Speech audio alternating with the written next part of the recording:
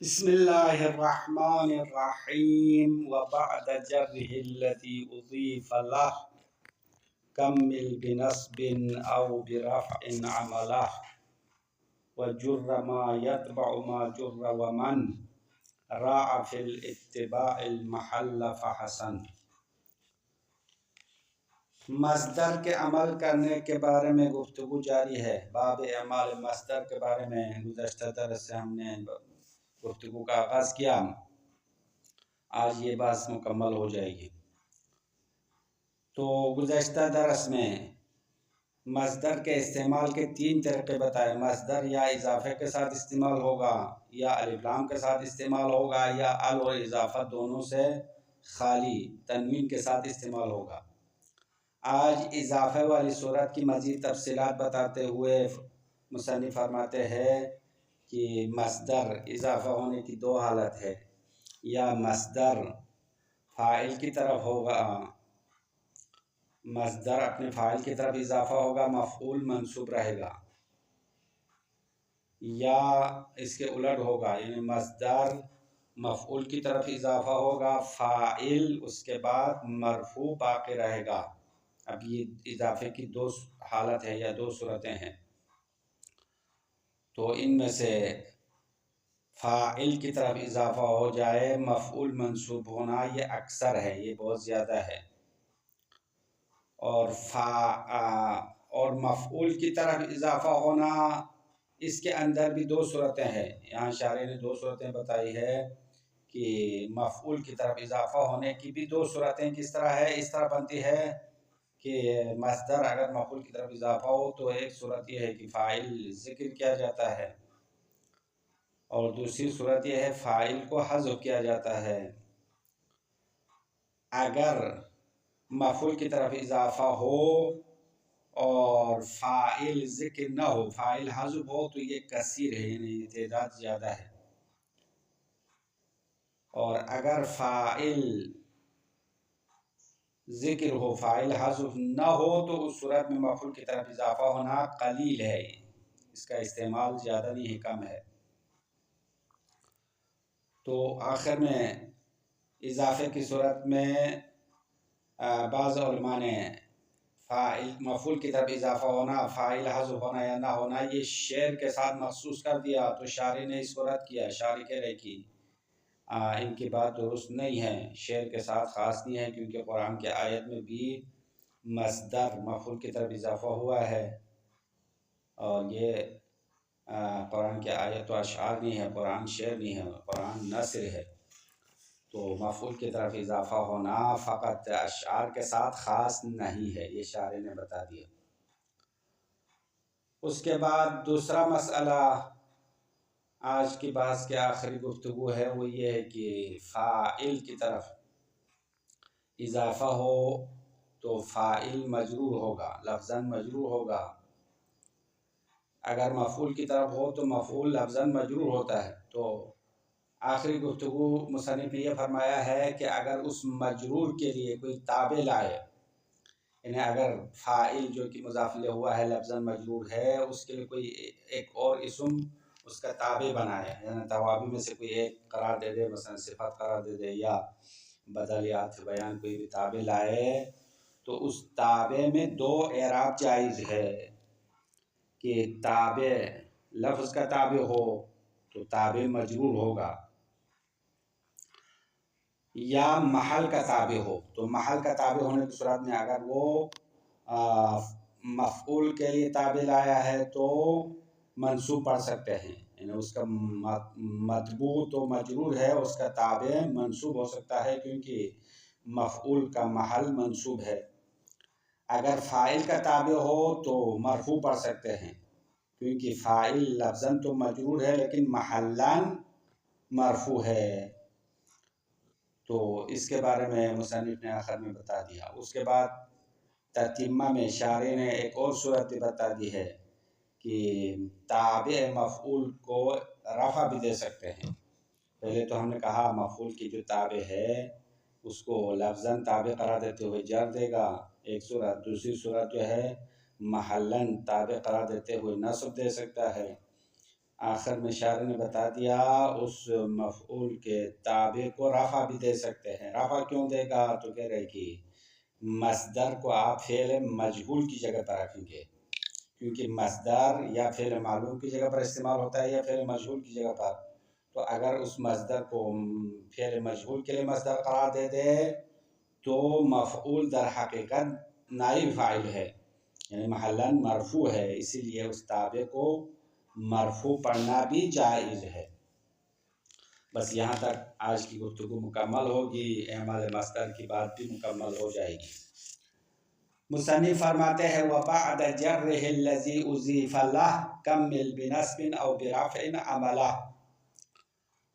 وَبَعْدَ جَرِّهِ الَّذِي أُضِيفَ لَهُ، مصدر جر دینے کے بعد، جر ہی کی ضمیر مصدر کی طرف اٹھا رہے ہیں، الَّذِي أُضِيفَ لَهُ یہ مفعول ہے، خود مصدر ہے، دیکھو جرہ مصدر کا یعنی فاعل کی طرف اضافہ ہوا ہے اسی شعر کے اندر بھی۔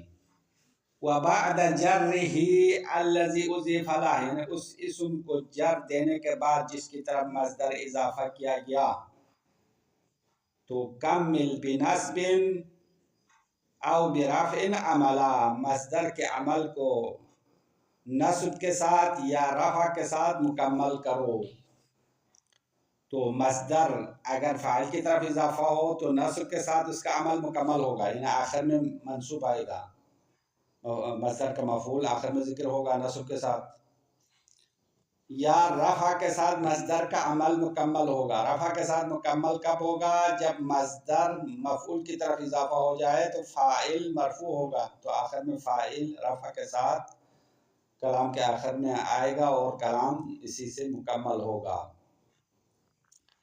تو اضافہ ہونے کی مصنف نے دو حالت بتا دیا، مصدر یا فاعل کی طرف اضافہ ہوگا نصب کے ساتھ کلام مکمل ہوگا، یا مفعول کی طرف اضافہ ہوگا تو کلام رفع کے ساتھ مکمل ہوگا۔ پھر مفعول کی طرف اضافہ ہونے کے شاعر نے مزید ایک اور صورت بتایا، مفعول کی طرف اضافہ ہو تو یا فاعل ذکر ہوتا ہے یا فاعل حذف ہوتا ہے، یہ دو صورتیں شاعر نے اپنے عبارت میں لائے ہیں۔ وَجُرَّ مَا يَتْبَعُ مَا جُرَّ، مصنف فرما رہے وَجُرَّ یعنی جر دیا گیا یا جر دے دو، یہ جرب جو ہے دو صیغے ہو سکتا ہے، ایک تو جرہ پھر مجہول قرار دے دیں یعنی جر دیا گیا، اگر اس کو امر بھی قرار دے تو بھی صحیح ہے، فعل امر کا صیغہ بھی بنا سکتے ہو تو یعنی جر دے دو، دونوں معنی صحیح ہے۔ وَجُرَّ یعنی جر دیا گیا یا جر دے دو، ما یتبع ما جرہ جو مجرور کا تابع ہوگا، یعنی اگر اس مجرور کے لیے کوئی تابع لائے، مجرور یا فاعل مجرور ہے یا مفعول مجرور ہے تو اس تابع کو بھی جر دے دو، کیونکہ تابع لفظ کا تابع ہوگا، لفظ مجرور کا تابع بھی مجرور ہوگا۔ وَمَنْ رَاعَ فِي الْاتِّبَاعِ الْمَحَلَّ، اور جس نے بھی اتباع میں محل کی رعایت کرے، وَمَنْ رَاعَ جس نے اتباع میں تابعیت میں محل کی رعایت کیا تو فحسن وہ بھی اچھا ہے، یعنی مفعول کے تابع کو منصوب قرار دینا، فاعل کے تابع کو مرفوع بنانا، یعنی محل کے تابع قرار دے تو بھی صحیح ہے، یعنی یہ برا نہیں ہے، فحسن بھی اچھا ہے۔ اب یہ مصنف کی باتیں مکمل ہو گئی، اب شارح کے بارے کی طرف آتے ہیں۔ وَبَعْدَ جَرِّهِ أي المصدر معموله، مصدر اپنے معمول کو جر دینے کے بعد، الذي اضيف له جس معمول کی طرف مصدر اضافہ ہوا ہے، جر دینے کے بعد یعنی مصدر اپنے معمول کو جر دینے کے بعد، کمل بنصب عمله، نصب کے ساتھ مصدر کے عمل کو مکمل کرو۔ نصب کے ساتھ مکمل کب ہوگا؟ ان اضیف الی الفاعل، اگر فاعل کی طرف اضافہ کیا گیا ہے، اگر مصدر فاعل کی طرف اضافہ کیا گیا ہے تو نصب کے ساتھ اس کا عمل مکمل ہوگا۔ وَهُوَ الْأَكْثَرُ، اور یہ بہت زیادہ ہے، اس طرح طریقہ استعمال مصدر میں زیادہ ہے، اکثر اس میں تفصیل ہے، بہت زیادہ ہے۔ مثال دیتے ہیں، كَمَنْعِ ذِي غِنًى حُقُوقًا شَيْءٌ، مصدر فاعل کی طرف اضافہ ہو کر مفعول منصوب ہونے کی مثال یہ ہے منع ذی غنن، صاحب غنا، ذی بمعنی صاحب ہے، صاحب غنا کا روکنا، حقوقاً کسی حق کو روکنا، حق کو دینے سے منع کرنا، شیئن برائی ہے، شیئن یعنی ذلت ہے یا خواری ہے۔ تو یہاں بھی مثال آپ نے دیکھا منع ذی غنن، منع مصدر ہے، ذی غنن فاعل کی طرف اضافہ ہوا ہے، حقوقاً اس کا مفعول ہے، یعنی شخص غنی مالدار شخص کا حقوق کو روکنا، اپنے حق ادا نہ کرنا، شیئن یہ برائی ہے، پیسہ ہوتے ہوئے اپنے حق ادا نہ کرے، اپنا قرض نہ دے، اپنے واجب نفقہ لوگوں کو خرچہ نہ دینا، شیئن یہ فسق و فجور ہے، برائی ہے۔ او کمل برفع عملہ، دوسری صورت بتا رہے یا رفع کے ساتھ مصدر کے عمل کو مکمل کرو، ان اضیف الی المفعول، اگر یہ مفعول کی طرف اضافہ کیا گیا ہو یا کیا جائے، ان شرطیہ کے ساتھ ہے، مستقبل کا معنی ہوگا ان اضیف الی المفعول، اگر مفعول کی طرف اضافہ کیا جائے تو مفعول تو مجرور ہوگا، رفع کے ساتھ اس کا عمل مکمل ہوگا، وَهُوَ کثیر، یہ زیادہ ہے، مفعول کی طرف فاعل کی طرف اضافہ ہونا اکثر تھا، اس میں تفضیل یعنی بہت زیادہ تھا، یہ کثیر ہے یعنی زیادہ ہے۔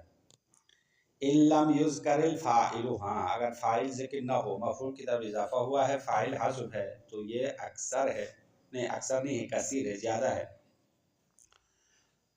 نحو لا یسأم الانسان من دعاء الخیر، جیسا کہ قرآن کی آیت ہے، اللہ فرما رہا ہے کہ لا یسأم الانسان من دعاء الخیر، نیک دعا مانگنے سے انسان تھکتا نہیں ہے یا دل تنگ نہیں ہوتا، یسأمو یعنی دل تنگ ہونا، لا یسأمو الانسان، انسان کا دل تنگ نہیں ہوتا، من دعاء الخیر، نیک دعا مانگنے سے، ہمیشہ اللہ سے دعا مانگتا رہتا ہے، دعا مانگنے سے انسان کا دل تنگ نہیں ہوتا یا نا امید نہیں ہوتا۔ اب یہاں بھی شاید مثال، دعا مصدر ہے، الخیر مفعول کی طرف اضافہ ہوا ہے، فاعل کا ذکر نہیں ہے، فاعل حذف ہو گیا۔ وَقَلِيلٌ إِن ذُكِرَ، وَقَلِيلٌ یعنی مصدر مفعول کی طرف اضافہ ہونا کم ہے اگر فاعل ذکر ہو، فاعل کلام ذکر ہو تو یہ طریقہ زیادہ استعمال نہیں ہوتا ہے، قلیل ہے، کم ہے۔ نحو بذل مجہود مقل زین، بذل مجہود، یہ بذل مصدر ہے، مجہود کی طرف اضافہ ہوا، یہ مفعول ہے، مجہود یعنی وہ شخص جو سختی میں گرفتار ہو، سختی میں مبتلا ہو، اس کو مجہود کہتے ہیں۔ مقل فاعل ہے، مقل یعنی نادار، نادار شخص کا مجہود کو دینا زین زینت ہے۔ اوپر والی مثال میں صاحب غنا جو پیسہ والا ہے وہ اپنے حقوق کو روکنا شیئن ہے، تو اس کے مقابل میں اگر کوئی شخص نادار، اپنے پاس بھی پیسے نہیں ہے، کم ہے، وہ کسی مشقت میں مبتلا شخص کو دے دے تو یہ زینت شمار ہوتا ہے، زین ہے، زین شین کے مقابل میں ہے، جیسا کہ مشہور حدیث ہے کہ امام نے فرمایا، ظاہراً امام جعفر صادق علیہ السلام کی حدیث ہے، کونوا لنا زینا ولا تکونوا علینا شینا، اے ہمارے شیعو تم لوگ ہمارے لیے باعث زینت بن جاؤ اور باعث ذلت و خواری نہ ہو۔ تو یہ لفظ زین اور شین مد مقابل والے الفاظ ہے کہ شین یعنی ذلت و خواری کا معنی ہے، زین زینت اور خوبصورتی کا معنی ہے۔ تو اگر مقل نادار شخص جو ہے مجہود کو دے دے، مجہود یعنی جو مشقت اور سختی میں مبتلا ہے، اس شخص کو بذل کرنا زین، یہ خوبی ہے، اچھائی ہے۔ اب یہاں پہ آپ نے دیکھا بذل مصدر ہے، مجہودین کی طرف اضافہ ہوا ہے، مجہودین اس کا مفعول ہے، مقل فاعل ذکر ہوا ہے، اور یہ طریقہ استعمال قلیل ہے، کم ہے، زیادہ نہیں ہے۔ وَخَصَّهُ بَعْضُهُمْ بِالشِّعْرِ، اور بعض علماء نے اس صورت کو شعر کے ساتھ خاص کیا ہے، یعنی مفعول کی طرف اضافہ ہو، فاعل ذکر ہونا، یہ نثر میں نہیں ہے، اشعار میں ہوتا ہے۔ تو شاعر فرما رہے ورودہ، یہ بعض علماء کا نظریہ مردود ہے، اس کو رد کیا گیا، یعنی یہ نظریہ غلط ہے بقولہ، اللہ کے اس قول کی وجہ سے قرآن کی آیت میں بھی مصدر مفعول کی طرف اضافہ ہوا، فاعل بھی ذکر ہوا ہے۔ تو قرآن تو اشعار نہیں ہے۔ للہ علی الناس حج البیت من استطاع الیہ سبیلا، جیسے کہ حج والی آیت میں اللہ فرما رہے للہ علی الناس، اللہ کے قادر لوگوں پر واجب ہے حج البیت، خانہ کعبہ کا حج کرنا، من استطاع الیہ سبیلا، جو خانہ کعبہ کے راستے پر چلنے کی طاقت رکھتا ہو، یعنی حج ان لوگوں پر واجب ہے جو استطاعت رکھنے والے ہیں، یعنی حج کی طاقت رکھتے ہیں، تو طاقت یا مالی طاقت ہے یا جانی ہے، تو دونوں طاقت ہونی چاہیے، انسان حج کے لیے خود جا سکتا ہو، اگر نہیں جا سکتا ہے تو کسی کو وکیل بنائے گا، اور مالی استطاعت بھی ہونا چاہیے۔ اب یہاں پہ آپ نے دیکھا آیت میں حج مصدر ہے، حج البیت مفعول کی طرف اضافہ ہوا، بیت مفعول ہے، من استطاع الیہ سبیلا، یہ من موصولہ ہے، اور استطاع الیہ سبیلا اس کے لیے صلہ ہے، صلہ موصول مل کر فاعل ہے، تو فاعل ذکر ہو گیا ہے، مفعول کی طرف اضافہ ہوا، اور یہ قرآن کی آیت ہے، اشعار نہیں ہے۔ تتمۃ قد یضاف الی الظرف، اب ظرف کی طرف مصدر کو بھی اضافہ کیا جائے گا، یہ تتمہ میں شاعر نے بتایا۔ تو اضافے کی دو حالت تو مصنف نے بتایا، مصدر یا فاعل کی طرف اضافہ ہوگا یا مفعول کی طرف۔ تتمہ میں شاعر صاحب نے ایک اور صورت کو اضافہ کر دیا ہے، وہ یہ ہے کہ مصدر کو کبھی ظرف کی طرف اضافہ کیا جاتا ہے اور اس کے پیچھے اس کا فاعل مرفوع آئے گا، مفعول منصوب آتا ہے، یہ بھی ایک صورت ہے، یہ کبھی کبھار ایسا ہوتا ہے، زیادہ نہیں ہے۔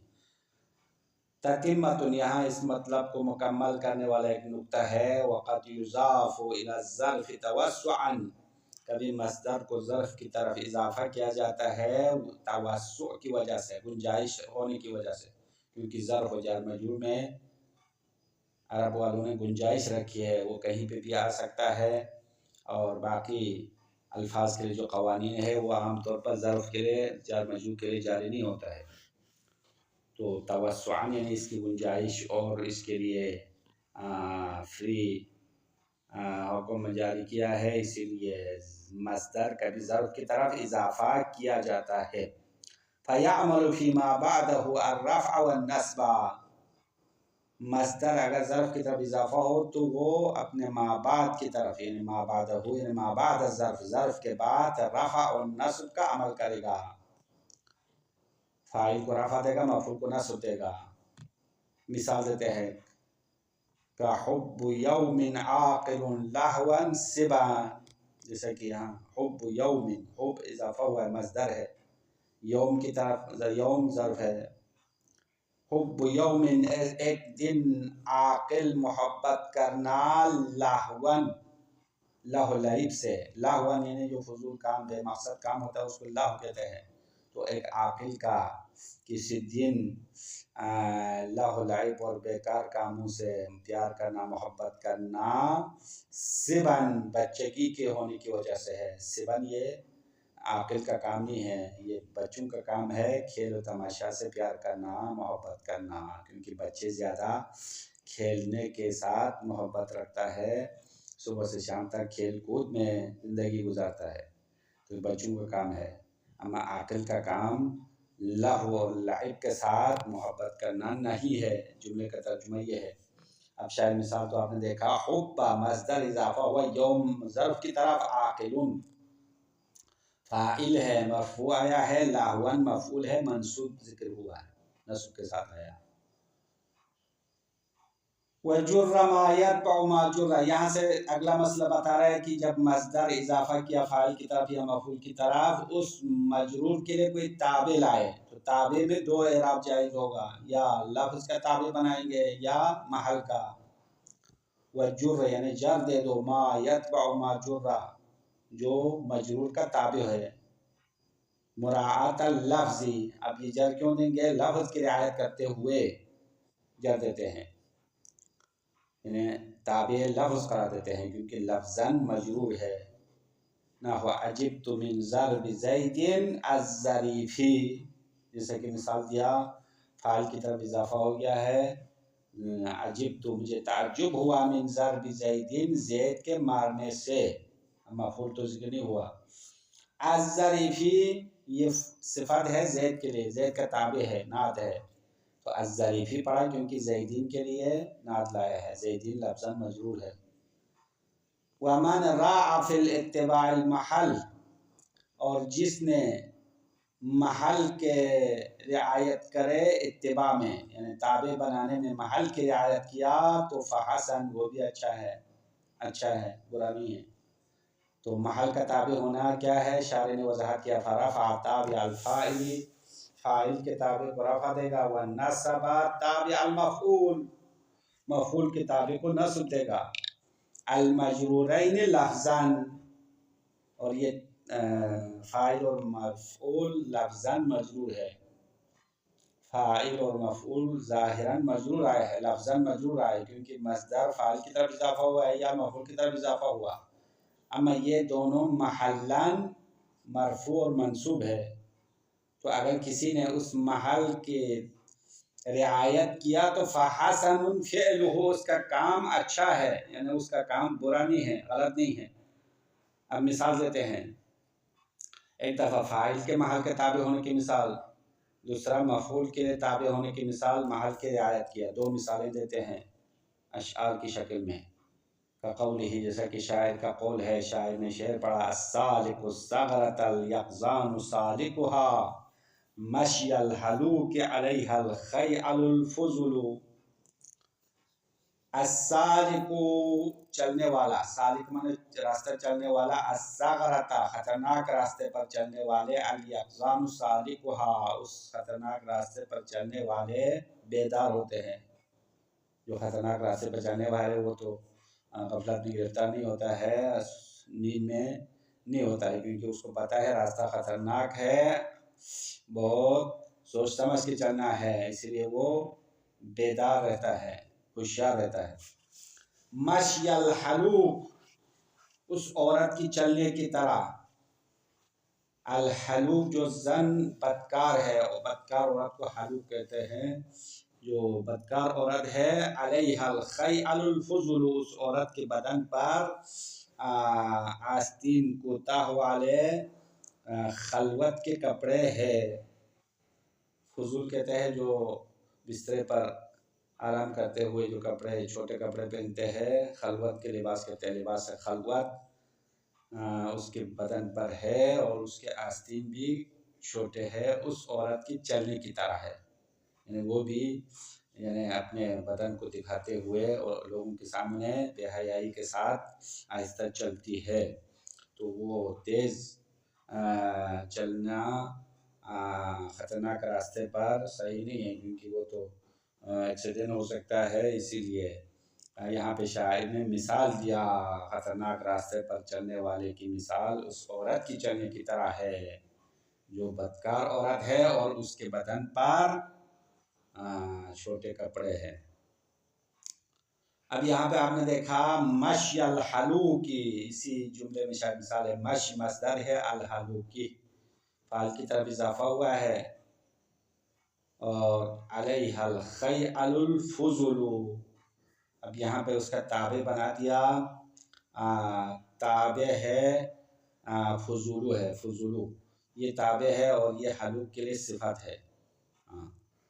بدکار عورت کی صفت یہ ہے الفضول ہے. تو فضولو رفع کے ساتھ آیا ہے کیونکہ یہ فاعل کا تابع ہے، محل کی رعایت کی ہے. اور مفعول کے تابع ہونے کی مثال، دوسری مثال دے رہے، وقولہ شاعر کا قول ہے، قد كنت داینت بها حسانا مخافة الافلاس واللیانا. ایک شاعر کہہ رہے کہ قد كنت دانیت بها حسانا، بے شک میں نے ان اموال کے ذریعے، بہا کی ضمیر اموال مال کی طرف اٹھا ہے، اموال کے ذریعے سے حسان کو قرض دیا. داینت دین سے ہے، قرض دینا. میں نے جناب حسان کو قرض دیا. کیوں قرض دیا؟ مخافت الافلاس، اس کے مفلسی سے ڈرتے ہوئے. یعنی وہ غریب و مفلس ہونے سے گھبراتے ہوئے اس کو قرضہ دیا، واللیانہ اور قرض دینے میں ٹال مٹول کے خوف سے، قرض دینے میں ٹال مٹول کرنے کو لیانہ کہتے ہیں۔ تو یہاں پہ شاید مثال واللیانہ یہ عطف ہے افلاسی پر، تابع بنایا توابع میں سے عطف ہے، عطف بالحروف ہے، تو واللیانہ نصب کے ساتھ آیا ہے، افلاسی مخافتا مضاف، افلاسی مضاف الیہ ہے، اور مصدر اضافہ ہوا ہے مفعول کی طرف، اور مفعول لفظاً مجرور ہے، محلاً منصوب ہے، اس لیے واللیانہ نصب کے ساتھ عطف کیا۔ تتمتن آخر میں شارح صاحب فرماتے ہیں تابع میں مفعول کے تابع میں یا جر دینا یا نصب دینا، یہ تو پہلے مصنف نے بتا دیا۔ اب کہہ رہے کہ مفعول کے تابع کو آپ رفع بھی دے سکتے ہیں، یہ آخر میں شارح نے بتایا۔ تتمتن یہاں پہ بھی ایک نکتہ موجود ہے، یجوز فی تابع المفعول المجرور، مفعول مجرور کے تابع میں جائز ہے اذا حذف الفاعل، فاعل حذف ہو جائے، جب فاعل حذف ہو، مع ما ذکر الرفع، یہ الرفع فاعل ہے، یجوز ہے، یجوز الرفع، رفع جائز ہے، کہاں پہ؟ فی تابع المفعول المجرور، مجرور کے مفعول کے تابع میں جو کہ لفظاً مجرور ہے اور فاعل حذف ہے، تو اس تابع میں ما ذکر اعراب کے ساتھ ساتھ رفع بھی جائز ہے۔ ما ذکر یعنی اس کو نصب دینا، جر دینا، یہ دو پہلے بتا دیا، ما ذکر کی مراد یہ ہے، تو مفعول کے تابع کو رفع دینا بھی جائز ہے۔ اب رفع کیوں ملے گا؟ مفعول کے تابع کو رفع ملنے کی وجہ یہ بتا رہا ہے، علی تقدیر المصدر بحرف مصدری موصول بفعل لم یسمى فاعلہ، رفع دینا جائز ہونے کی وجہ یہ ہے علی تقدیر المصدر، مصدر کو فرض کرنے کی بنا پر، بحرف مصدری، حرف مصدری کے ساتھ، موصول بفعل لم یسمى فاعلہ، حرف مصدری اس فعل کے ساتھ متصل ہے جس کا فاعل ذکر نہیں ہوا، یعنی خلاصہ مطلب یہ ہے کہ اس مصدر کو فعل مجہول کی جگہ پر رکھتے ہیں، یعنی فعل مجہول جس کا فاعل ذکر نہیں ہوتا ہے تو مفعول نائب فاعل ہوگا، تو اس مصدر کو ہم مصدر کی جگہ پر حرف مصدری فعل مجہول کے ساتھ رکھیں گے، مثلا ضربن کو ایضربا، ایضربا کی جگہ پر رکھتے ہیں، ان حرف مصدری ہے، یضربا فعل مجہول ہے، تو یضربا فعل مجہول ہونے کی وجہ سے اس کا مفعول نائب فاعل ہوگا، مرفوع ہے، محلاً مرفوع ہوگا، تو اس کا تابع بھی مرفوع پڑھ سکتے ہیں مصدر مجہول کے تابع بناتے ہوئے۔ وصلی اللہ علی محمد و آلہ الطاہرین، بس یہاں تک اعمال مصدر